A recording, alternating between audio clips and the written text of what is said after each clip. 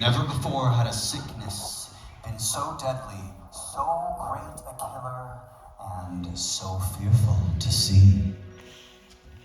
Blood was its mark, along with sharp pains, the mind running in circles inside the head. And then there was the bleeding through the skin, although it was not cut or broken. And then death. The bright red spots upon the body, and especially upon the face of the sick man, made others turn away from him, afraid to try to help. And the sickness lasted from the beginning to the end, no more than half an hour. When Prospero, the ruler of these lands, saw that half the people in his land had died, he called to him 1,000 happy, healthy friends, and with them moved far away to live in one of his palaces. This was a large and beautiful stone building with a strong wall circling it and large gates of iron. There, Prospero supplied everything they would need for pleasure. There was music, there was dancing, there was food to eat, and cocktails to drink. Everything was inside the wall where they would not have to fear the sickness, the Red Death. They would leave the outside world to care for itself. After 5 months passed, Prospero called his friends to gather for a masquerade party. Everyone was to wear their finest clothes and their finest masks. Indeed, it was a scene of great richness, that masquerade. Now there were 7 rooms in which Prospero and his friends danced. In the winding palace, little more than 1 room could be seen at a time. Inside each room were 3 tall, pointed windows of colored glass. Each color matched the inside of the room. The first room had blue cloth hangings on the walls, and blue were its windows. The second room had wall hangings of purple, and purple were its windows. The third room was green, the fourth yellow, the fifth of white, and the sixth of violet. But the seventh room had hangings on the wall which were black as night, and the floor too was covered in the same heavy black cloth.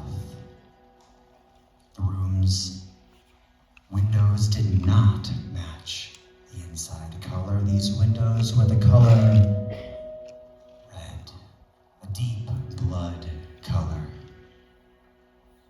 Inside this red room there was a large, great clock of black wood. Gently, it counted the seconds as they passed. But at the top of the hour, the clock spoke in a loud, deep tone, beautiful as music, but so strange that the music and the dancing stopped. And the few that entered the red room stood to listen each time it went off.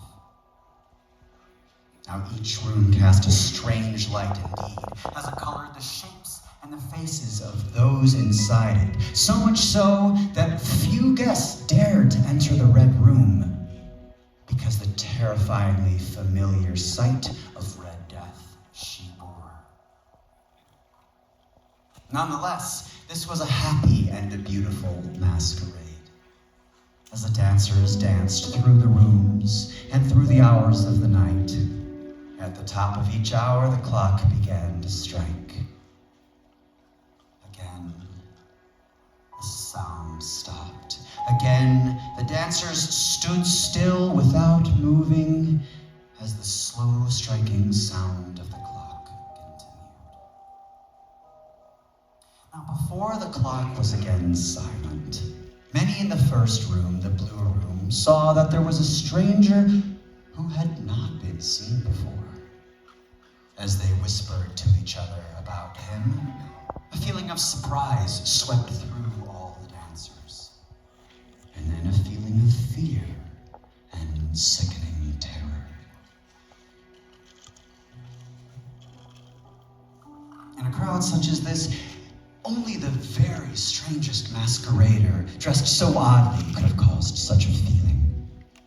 He was tall and very thin, and covered from head to foot like a dead man prepared for the grave. The mask he wore was so much like the face of a dead man that the nearest eye could not see the difference. And yet, all of this might have been acceptable. But the stranger, whom nobody knew, had dressed himself to look like the Red Death itself. His clothes were spotted in blood, and the mask he wore was covered in terrifyingly bright red spots.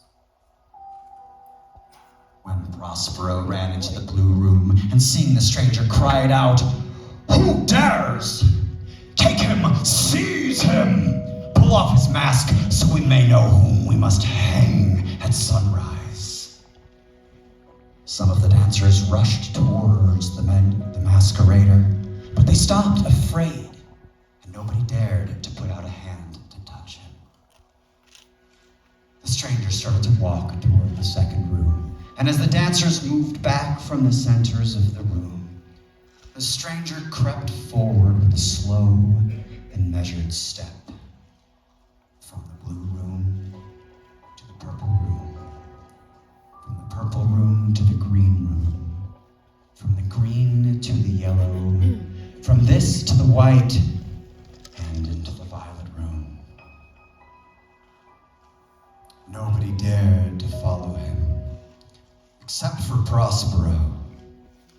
He ran after the figure with a sharp knife held high above his head, ready to strike the stranger. But when he came within 3 or 4 feet of the strange masquerader, the stranger turned and stood silent, looking firmly into Prospero's eyes. There was a cry, and the knife dropped. And a minute later, Prospero himself, upon that floor, fell dead.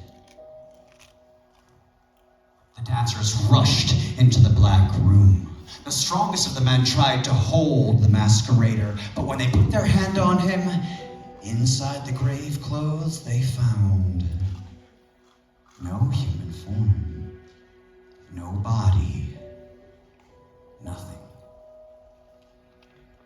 Now they knew it was the Red Death itself that had come in the night. One by one, the dancers fell, each of them dying as they hit the ground. Then the fires died. Then the clock stopped. And darkness and decay and the Red Death